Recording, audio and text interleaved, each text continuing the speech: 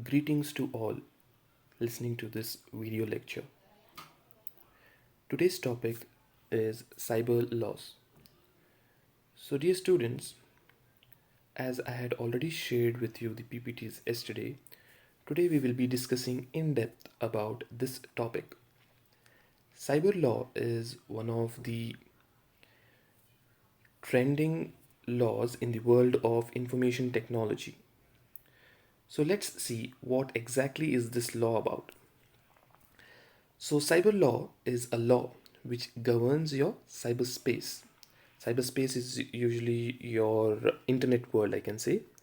It is a wide term which includes your computers, networks, softwares, data storage devices such as your hard disk, hard drive, USB drives, etc. The internet, websites, emails, and even your electronic gadgets such as your cell phones, ATM machines, etc. So, if you summarize, it is basically anything which comes in the contact of your electronic device or your internet. So, this encompasses cyber crimes, digital and electronic signatures, intellectual property, and your data protection and privacy. So, basically, you all know that the world of internet is bigger than the actual earth which we live in. The virtual world is so vast that it is hard to keep a track of what's going on in the virtual world. So why exactly do we need this cyber law? Well, to track the crimes which happens over the internet and to protect the intellectual property and the copyright protection of the people who have already posted their original content over the internet. So there are numerous crimes which goes on over the internet which we will be dealing in the further slides, and also to protect the copyrights of people who have posted their original content over the internet so that others don't copy it. So why do we need cyber laws? So first thing is it is actually intangible. What do you mean by intangible? Intangible means anything which you cannot see, anything which cannot be felt is intangible. So this law is intangible and very different from the regular laws which people or the police follows. The second one is it does not respect, that is it disrespects the actual traditional laws. That means it is totally different from your actual laws which can be seen or which can be felt from your normal police, because a person who, in this example, if you see a person who is in India can easily rob a bank in US and transfer all that money to a New Zealand bank or Switzerland bank within a fraction of few minutes. And your next need could be your gigantic volume of data which is present in the internet. So every second millions of gigabyte of transaction or transfer of data happens over the internet. So to protect these data, the cyber laws are into the picture. And your last need is it is absolutely open to everyone. Everyone can be accountable for this crime, even from a small kid to an old age person. Everyone falls under this law. So if you see in this, I have put across a graph where it states how much percentage of cyber law is used in various countries. So if you see here, the United States of America alone uses 39% of your cyber law, because this is a developed country, advanced country, hence it surveillances or supervises its data which is transferred online. And if you see, India is just 3%. So if you can see various countries over here and their percentage likewise. So, what exactly is this IT Act 2000 which we keep hearing over and over?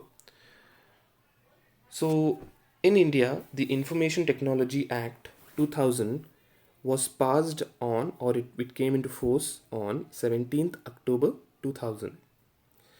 So, the primary purpose of this act is to provide legal recognition to electronic commerce and to facilitate filing of electronic records with the government. So, whatever transaction, whatever data, whatever you do on the internet has to accompany the laws, the regulations, the rules which govern the IT Act of 2000. If you see in the third point, the IT Act also penalizes various cyber crimes and provides strict punishments, imprisonment up to 10 years and compensation up to 1 crore.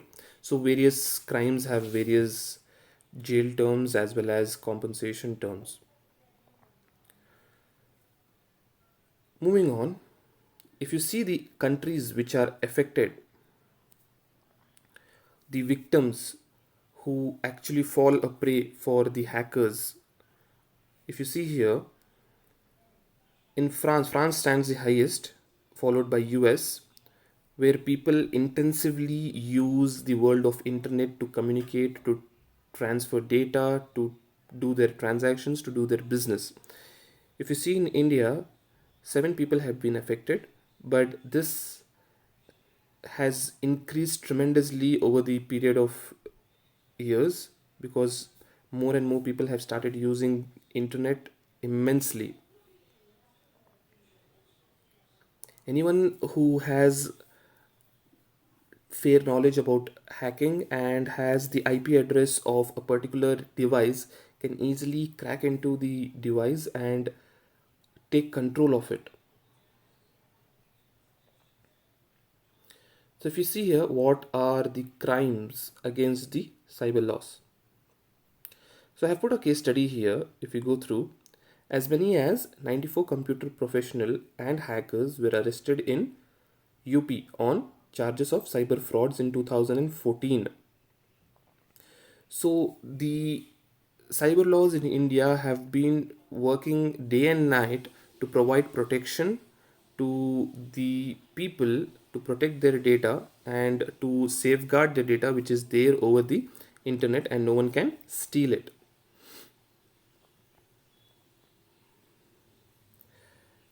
And one more case was through Orkut. Orkut was one of the first and famous social networking site, I can say, which was there prior to Facebook. I don't know how many of you have used Orkut. It was similar to your Facebook as Facebook. The platform, the user interface, everything was same, but later on it was scrapped out and Facebook came into the picture. So these social networking sites are very dangerous actually, where you put a lot of your day-to-day activities, you put your personal pictures, you put your information, which can be easily tracked by anyone out there. So they know what exactly is going on in your life. So the IT Act actually recommends to avoid such instances, to avoid posting your pictures and your day-to-day activities over the social media. And if you see here, the amount of cases registered and the persons who have been arrested is actually half to it. So till 2013, 4,356 cases have been registered, and out of that, only half of the people committing that crime have been arrested. That is 2,998. Why is this? Why only half of the people have been arrested? Because people who are committing crime over the internet, it's very difficult to trace them because they don't leave any fingerprints behind, they don't leave their information.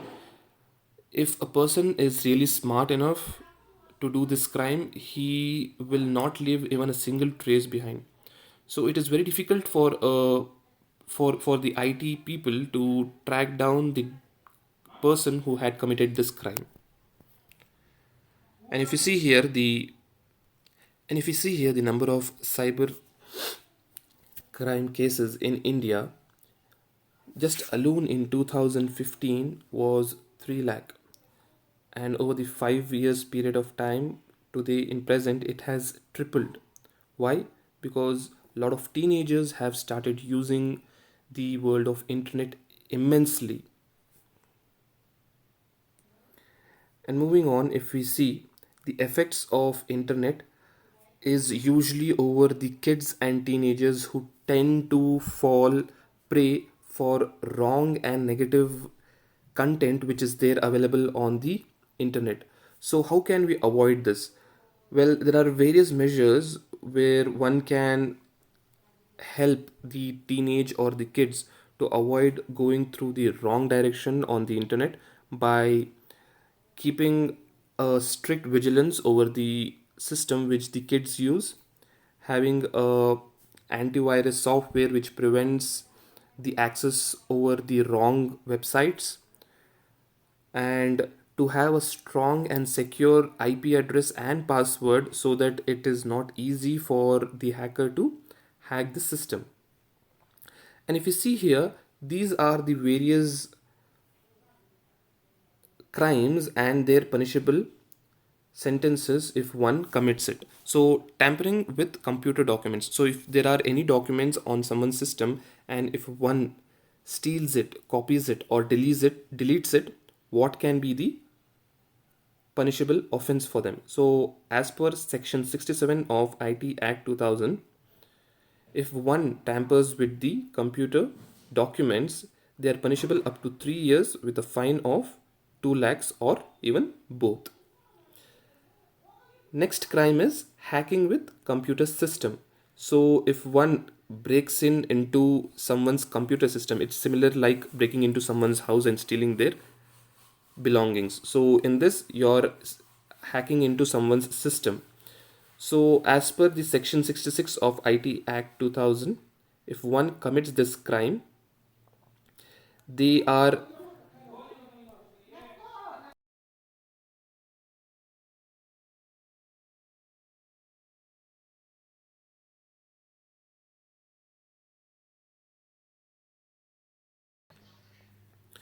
this was a jail term for a minimum of 5 years, but now it has been renewed and it is a bailable act under the section or new section, that is section 77B of Information Technology Act. Next, if we see punishable obscene material on internet. So if you post something which is wrong, which is not acceptable by the society, so you are punishable under section 67 and 67A with a period of 5 years of jail and a fine of 10 lakh rupees or even both. So this is a very punishable offensive crime if you do so.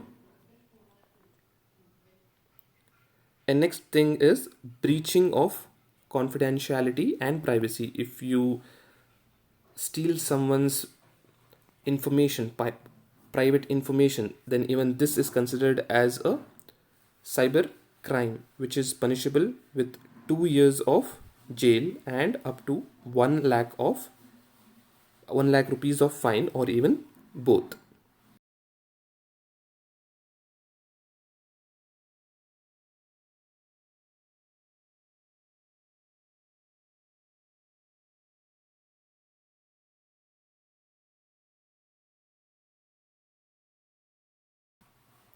So these are the various cyber law amendments over the years.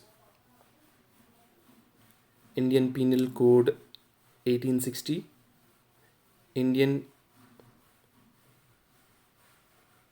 Evidence Act 1876, Bankers Book Evidence Act 1891, General Clause Act 1897. So these are the various laws, cyber laws, which are there in existence.